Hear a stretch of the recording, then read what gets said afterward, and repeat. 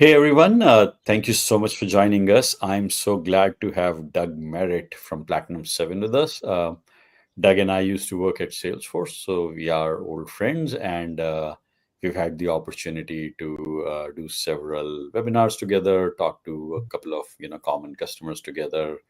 And Doug has been instrumental in helping educate me on security, and it's an area he's deeply passionate about. So I'm going to turn it over to Doug and let him introduce himself. Go ahead, Doug. Thanks a lot, Saurabh. And great to be back on board again, having a nice chat to customers. Platinum 7 is my company. I started it up 4 years ago when I left Salesforce because I saw a gap in the market because a lot of partners don't know about security. And I decided to fill that gap by having a purely Salesforce security focused consultancy. And it's been going really well, helping customers understand their security settings in their org by doing an assessment for them and then doing that repeatedly to show they're getting better and better over time. True, true. Well, and I know we've had some sessions on that, and you're very, very thorough and meticulous about it. Um, let's start off with a question that's on the mind of a lot of people, which is around the recent, challenges that some customers have had with connected apps. Notably, SalesLoft and Gainsight have been in news. And I'm curious to hear your take on what really happened, and then where do you think we are headed? How can customers and Salesforce admins and consultants make sure that we are able to protect our business data and data of our customers? Yeah, this is interesting, Saurabh, because previously there were hacks of customers done with phishing where they actually managed to install a dodgy version of Salesforce data loader, what looked like data loader, but it wasn't. And it actually stole all the information out of the Salesforce environment. Well, this one was different because Salesforce had closed that loop up, which is great. They've stopped that happening, which is brilliant. However, what's happened now is the attackers are now doing a supply chain. So they don't attack you directly, they attack your supplier. So both SalesLoft had a tool which was an artificial intelligence tool to help salespeople work, and it had to have access to accounts, contacts, and opportunities. And to do that, it used an OAuth connection, and OAuth connections need to have a token to provide access to your org. And what happened was SalesLoft didn't protect those particularly well. The hackers managed to grab them, and from that, they could use that connection straight into your Salesforce org. And because it had access to all of that data, you could extract that. So it's a different attack method, still using connected apps, but you, the customer, didn't have to do anything. It was a zero-click attack. It basically came through as a supply chain issue. Now, that makes it a bit more tricky to protect because you really got to do your due diligence on your suppliers just to make sure they've got capabilities to stop this sort of thing from happening. So are they encrypting stuff properly? How are your tokens being stored? Because these things are like gold, they're credentials, right? And you shouldn't be storing them somewhere it's easily accessible. So you need to make sure that your suppliers are doing a good job with security around that. But you might be able to do some things yourself. For example, with things like SalesLoft and other companies like that, normally they only access your org from a known number of IP addresses. So you could maybe IP restrict that particular integration to just be able to use those IP addresses, which means the hackers would have to compromise the machine that was able to then connect to your environment, which just makes it a bit harder for that hacker to get through. It means they can't just steal it and take the credentials and use it from somewhere else. You have to actually be on that machine and then you have to access it from there. So that makes it just a bit more tricky, which is all you can really do, unfortunately, because you're just going to trust somebody sometime. And that's the issue you have when you have third-party apps in your Salesforce org. So another way to do it is don't have too many highly permissioned external applications in your org. If you do an audit and get rid of ones that haven't been there. I did a assessment yesterday, and one of my customers had over 80 connected apps, and some of them hadn't been used since 2019. So, why is it there? And this one was actually one of the ones that's from 2019 was connected as a system admin. So technically, that app still had access to the org. So yeah, not great. Yeah, I think it's a challenge in general because security is not on the radar for most customers. Unfortunately, it tends to be uh, in hindsight, they're like, oh, that makes sense. Why didn't we do it? But you get into any implementation and you find that the amount of time allocated is often not enough. And in particular, what I felt is with the advent of AI, this risk has increased significantly. Like people can just record our voices and they can talk like us in a matter of minutes. They can create fake videos. They can do a ton of things. We literally we are in our organization, any new employee that once they join, they usually tend to get uh, a fake email, a message or an email from someone posing as me and asking them to buy them gift cards. Like it's like, and it's completely, I'm guessing, almost automated because it happens without a fault, right? It just Wow. you do this, and almost at some point it happens that someone would reach out and do this kind of thing. So you are right that the risk has increased dramatically, and we still have apps from years ago with admin access that are just sitting there because a typical admin today is unfortunately too busy, too distracted. They have been There's too much that's expected of them, and Agreed. often with too little time and resources available to them. Yeah, and also knowledge, because Salesforce is a huge product now. And so knowing how to set up Service Cloud, Sales Cloud, Marketing Cloud, Commerce Cloud, et cetera, having to understand all of that is remarkably complicated. And when I worked at Salesforce, I made a conscious decision to actually not learn everything because it couldn't fit in here. So it was a bit of a challenge for me. So I think really, as an admin, you're going to be having a tough time understanding all of that, plus making sure everything's secure and knowing all that sort of stuff. It is quite a complicated thing. True, true. Yeah, I also I'm curious. What's your perspective on some of the newer changes that Salesforce is bringing to the platform to make it even more secure and better and easier to manage? Can you maybe talk about that? Yeah, definitely. So with the first spate of attacks with the phishing and actually the vishing, VISHing, where they actually use video and voice, um, that compromises have been largely corrected because Salesforce has stopped anybody from being just automatically able to connect an app to your org, which is great. It's what it should have happened, which is really good. I'm glad they've done that. They've done a really good job on it. There is, though, a bypass because it has to be to allow you to connect a connected app. So this bypass permission was actually given to system admin profile, which I'm not really sure it's the best place to automatically provide that because that particular profile is used by nearly everybody who's a system admin. And that means that the most powerful user in your Salesforce org can connect any connected app they want.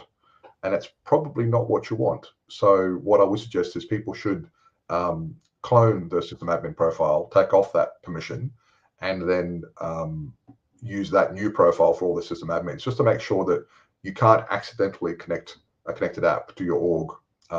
If you need to do it, you need to grant yourself permission, do that connection, and then disconnect it again. But you shouldn't be connecting it as a system admin anyway. You should be connecting it as an integration user, for example, and go from there. But that sort of things are interesting. Salesforce have also deprecated the SOAP login. So SOAP is an API type. So SOAP and REST, there's different API types that Salesforce support. SOAP's is one of the original ones from eons ago, and it's still used a lot.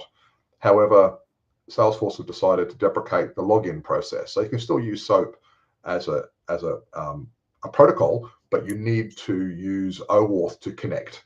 And so that's something which is deprecated in the current API. So version 65 of the API, it's deprecated. And it's still available, though, in 64 back to 30, the currently supported APIs. But that's going to be turned off in mid-2027. So if you're using SOAP apps at the moment, Mhm. and if you're using the auto provisioning and deprovisioning from Microsoft Entra, otherwise known as Azure AD, that uses SOAP.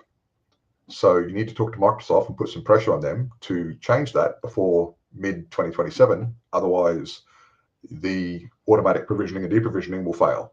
So uh, that's one thing which a lot of customers will have to start looking at pretty soon to start moving all these older apps across to a more modern OAuth connectivity, which can grant much better control and also easy shutdown, etc.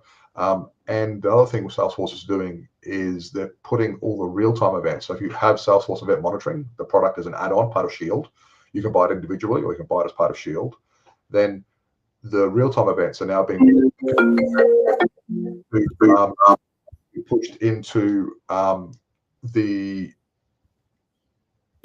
data cloud, and that means you can now start using artificial intelligence upon them. So I'm looking forward very much to see what is going to come out of that. I know the product manager is doing some good work on that. I think we should be able to, in future, have behavioral analytics upon users. So having to put in a number where if 2000 is bad, 1999 is okay, that doesn't really make sense to me. I think it should be, this is what Doug does on a normal daily basis, and all of a sudden Doug does something weird, that should be an anomaly. And so that's going to be something I think which will be coming out in the not too distant future, which I'm really looking forward to seeing, because I think that will be very, very powerful. They're the things that really happened in the short term. Very briefly as well, platform encryption is now able to encrypt the whole org without any deprecation of capability, which is fantastic, because in the past, if you encrypted a field, it stopped that field being used in filters and that type of stuff. So there were some challenges with retrofitting it. So that's something which, when you encrypt the whole org, that just goes away, which is a brilliant thing. So if you've got to actually encrypt your data because of some contractual arrangement or some compliance requirement, then you can do it without impacting your capability at all, which is fantastic. True, true. And the usual sort of delineation here, right? Like shielded encryption is not data masking. So they are two different things. Sorry, I thought. Yeah, that's right. No worries at all. So with data mask, it's very different. Data mask is put it airline mode. Someone's trying to get through, mate. So with data mask, it's designed for sandboxes, actually, to make sure that data in your sandbox is not your production data. So all your developers, or possibly third parties, are not seeing your production data. And then in your production environment, encryption does not actually protect your data from your users. If your data is able to be seen by the user because of field level permissions, then they will always see it in plain text. So encryption does not protect data from your users ever. It's one of those things that people seem to have a bit of a misnomer about that anyway. True, very true. Apologies for those phone That's all calls. right. You're very popular, man. So I know we talked a little bit about you know, the sort of anomaly detection you mentioned, and I think it's a really interesting point, and AI can be quite useful there.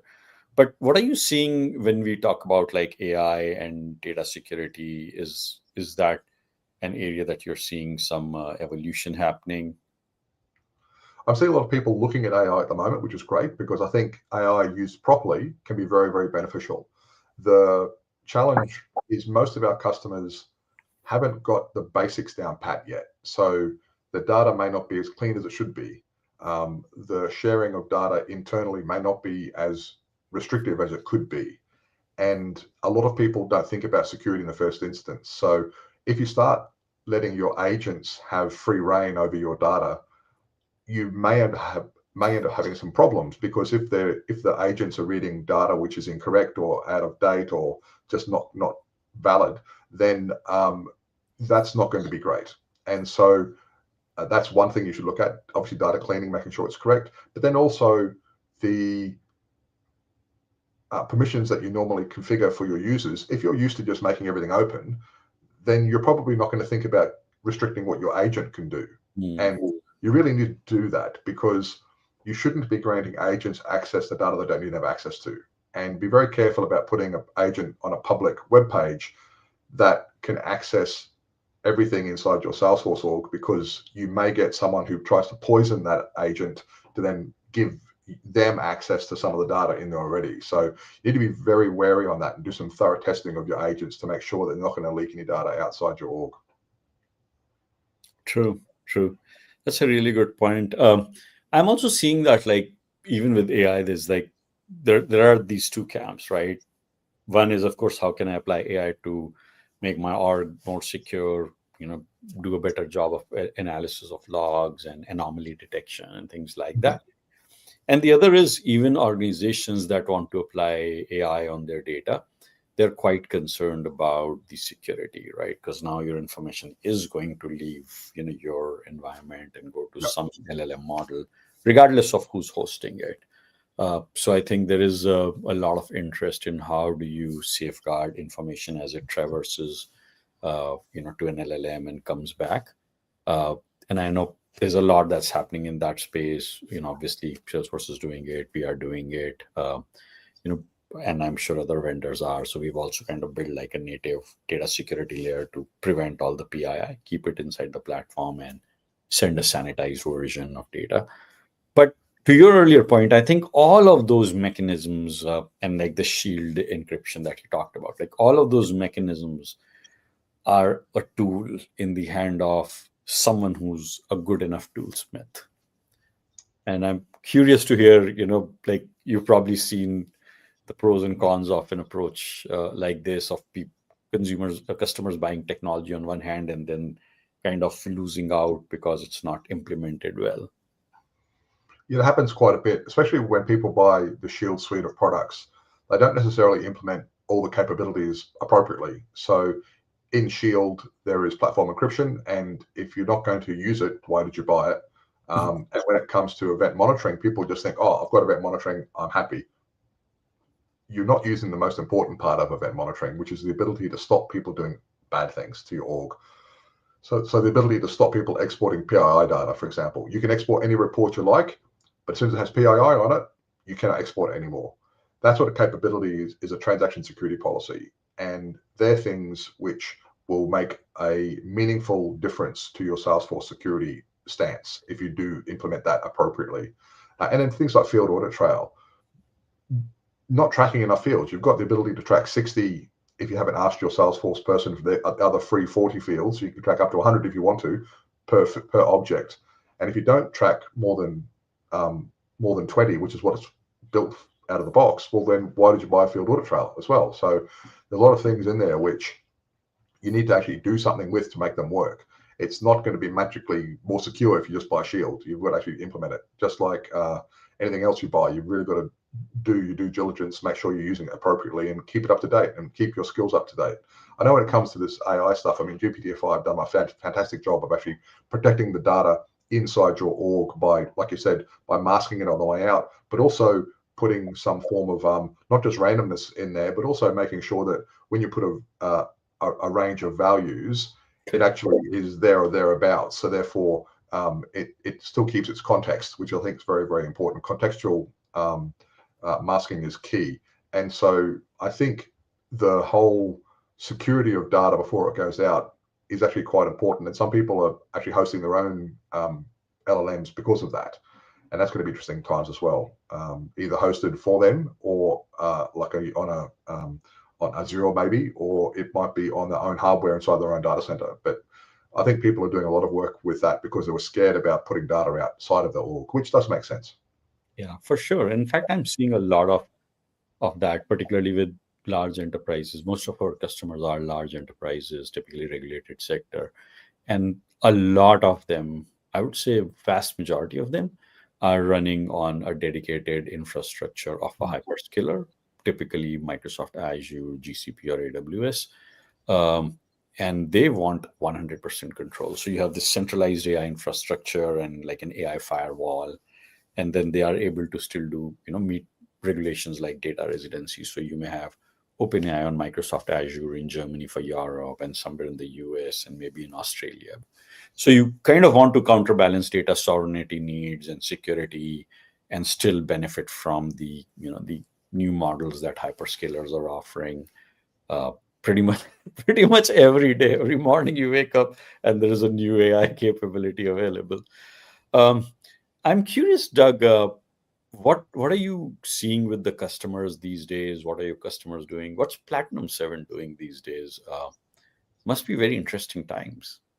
It is because Salesforce always keeps iterating and make things better. And so I'm working with customers, but also with product management in Salesforce to come up with different ways of doing things in a more secure fashion, or tailoring some of the new capabilities around new features in Salesforce security to actually um, hopefully give people a better output on this area. Um, I'm helping customers find out issues in their orgs. We're doing assessments. I'm building policies for customers. I'm writing blogs, helping everyone understand about security, hopefully in an easy to read fashion. So what I'm trying to do is educate and protect, basically. So a lot of my customers are not-for-profits because they contain some amazingly sensitive data. So people like mental health charities or family violence protection or those types of environments, alcohol, drug abuse, etc. Those sort of environments contain some remarkably sensitive data. And so making sure that not-for-profits are secured, in my opinion, better than some of the regulated industries is actually, I think, very important. So I'm enjoying doing that, but also I'm enjoying working on the road and also helping out kids with Lego as well. I quite enjoy doing some volunteering work as well. That's that's incredible. um, Very cool. I'm curious, like when you are doing these assessments, has the nature of them changed in the last 12 to 18 months, mostly because of the sort of the dominance of AI driven initiatives and proof of concepts, and also on the other hand, just the newer sort of change intelligence capabilities that Copado, Elements Cloud, all these other vendors have built. Has it helped? Has it changed the nuances around what you do, how your customers are addressing security and configuration in their orgs? Um, a lot of it is actually Salesforce responding to issues, which is great, um, but also understanding other attack vectors into Salesforce, which, for example, with the IP restrictions on external connected apps, that's something I thought about but hadn't actually put into my assessment. So that's now an explicit finding in there if you haven't done that for your connected apps. And so those sort of things are just iterations and evolutions on my findings and me thinking a bit more about what's out there. I'm also reading the release notes all the time to see what new features are coming out, to see what's happening. There's always little bits and pieces cropping up in a setup area, which I need to go and investigate and understand how they work and what they're used for. And that makes it interesting for me as well. It's always new. Salesforce releases 3 times a year, and it's 3 times a lot of stuff. So time to learn a bit more about that sort of thing as well. But when it comes to customers themselves, a lot of customers, even though they'd like to try and do a lot of work with AI, at the moment they don't quite have the basics right. And so, as I talked about earlier, not having your data clean, not having your permissions appropriately configured, these types of things will really slow down your AI deployment. So do them first, get your foundations right, and then you'll be fine to move on and actually get the major benefits you can get from integrating a capable AI agent or just artificial intelligence for pattern matching and giving you guidance as well. True, true.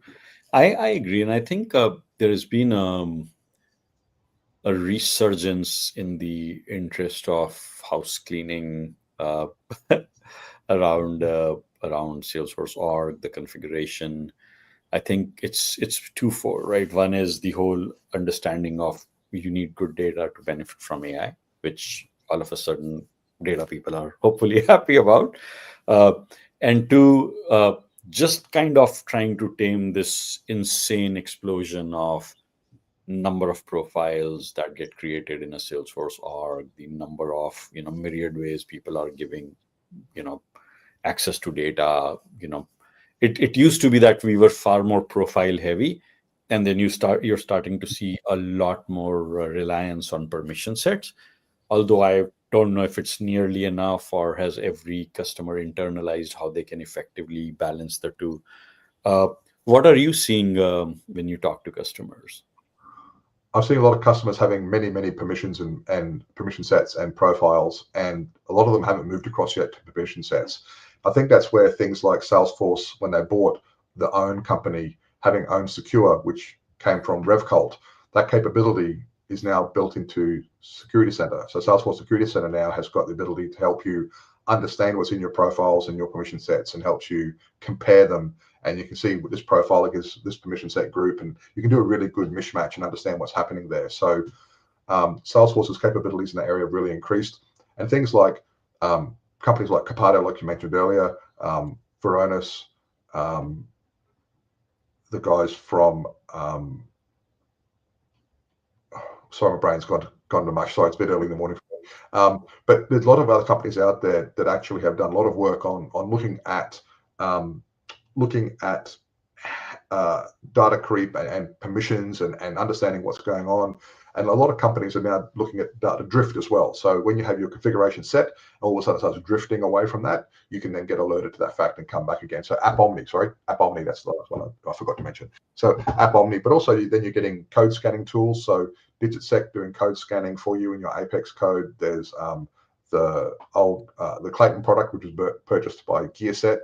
So that's a great code scanner as well, built into your CI/CD process.